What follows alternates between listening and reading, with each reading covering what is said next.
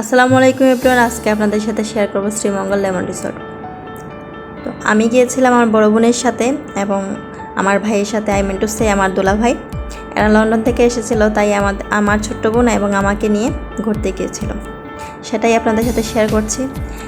রাস্তায় যেতে যেতে দেখলাম অনেক সুন্দর রাবার বাগান এবং চা বাগান, সেটাই আপনাদের সাথে শেয়ার করেছি। ক্লিপগুলো অনেক সুন্দর। এখানে নামতে চেয়েছিলাম কিন্তু আমার ছোট্ট 2 বছরের বেবি আছে আর আমার ছোট্ট ভাইয়ের বয়স 5 বছর, তাই আমরা যাইনি।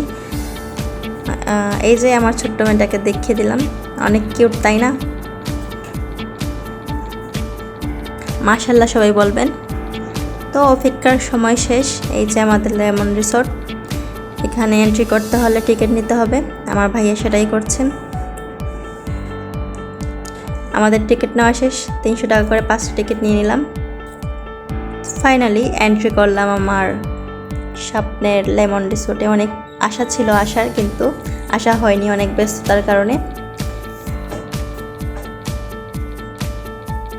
লেমন রিসোর্ট বলতে আপনারা ভাবতেছেন অনেক অনেক লেমন, তাই না? এমন কিছুই না, শুধু নামটাই লেমন রিসোর্ট। ছিল কয়েকটা লেমন, মানে তেমন ছিল না। ফুলের বাগান ছিল। অনেস্টলি বলতে গেলে আমার ভালো লেগেছে, বাট এত ভালো লাগেনি। আপনারা দেখবেন, বাট অনেক এনজয় করেছি। এই যে ফুলগুলো অনেক সুন্দর, তাই না? আমার অনেক ভালো লেগেছে। আস্তে আস্তে আমি ভিতরের দিকে চলে যাচ্ছি।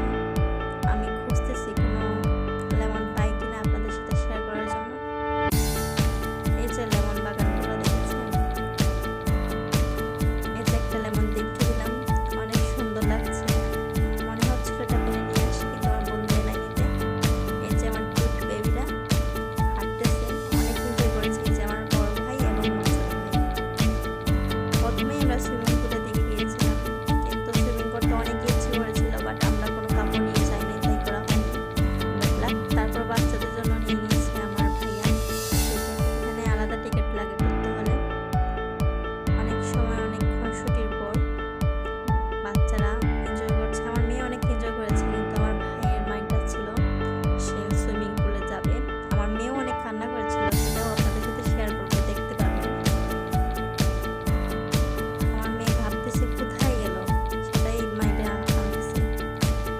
তারপর গিয়ে চলে গেলাম আমরা স্লাইডের দিকে। এই যে স্লাইডগুলো আমার দেখে মনে হচ্ছিল আমি যদি বাচ্চা হতাম তাহলে আমিও স্লাইড করতাম। এই যে আমার ছোট্ট মেয়েটা কি স্পিডে চলে আসলো, আবার উঠে গেল। সে নামতেই চাইতেছে না, সেখান থেকে যে যাবো এরকম কোনো সুযোগ দিচ্ছে না। সে শুধু স্লাইড করবে। আর ভাইটা এই যে দেখছে, ভাইটা আমার মেয়ে কিছুক্ষণ স্লাইড করার পর আমার মেয়ে আবার চলে আসলো ঘোরাতে।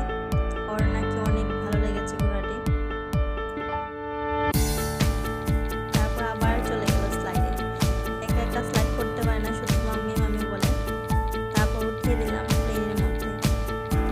এখন আমার মেয়েকে নিয়ে চলে যাব আবার। আমার মেয়ে দৌড়াচ্ছে, কারণ সে সুইমিং পুলে যাবে, কিন্তু কিছুতেই আমি নিয়ে যাচ্ছি না। সে শুধু লাফালাফি করতেছে। বোঝা যাচ্ছে যে সে জেল থেকে বের হয়েছে, এমন নাচানাচি করেছে এখানে গিয়ে। অবশ্য অনেক মজা হয়েছে। দেখেন আবার ঘোড়ার মধ্যে যাবে। এই যে একটা অশান্তি করেছিল বলার বাহিরে। এই যে আমার ভাই এবং মেয়ে, এরা মামা ভাগিনী এমন দুষ্টামি করছিল, সেটা বলার দরকারই নেই। আপনারা তো বুঝতেই পারতেছেন ভিডিওটা দেখে। আমার মেয়ে কি করবে সেটা ভাবতেছে। সে ওই স্লাইডে যাবে নাকি এখানে আসবে, চিন্তিত। এখানে অনেক মজার মজার স্লাইড আছে, আপনারা আপনাদের বাচ্চাদের নিয়ে যেতে পারেন, অনেক এনজয় হবে। যাদের বাড়ি মৌলভীবাজার, তারা আবার উঠে পড়লো এবং আবার স্লাইড করবে। সেরা গবেষণা করছে কিভাবে স্লাইড করবে, আস্তে নাকি অনেক জোরে। নামতেছে না। আমি বলতেছি লামু লামু তাড়াতাড়ি চলো আমরা চলে যাব, কিন্তু এরা শুনতেছে না। আমার মেয়ে বলতেছে না মামা থাকো। আরেকটা মজার বিষয় দেখেন, আমার মেয়ে পাইলট হয়ে গেছে। সে বড় প্লেন চালাচ্ছে, দেখতে পাচ্ছেন? আমার মেয়ে এক্ষুনি অনেক বড় হয়ে গেছে, সে প্লেন চালাচ্ছে। ভাবা যায় এই বয়সে আমরা কিছুই চিনতাম না। তো আবার চলে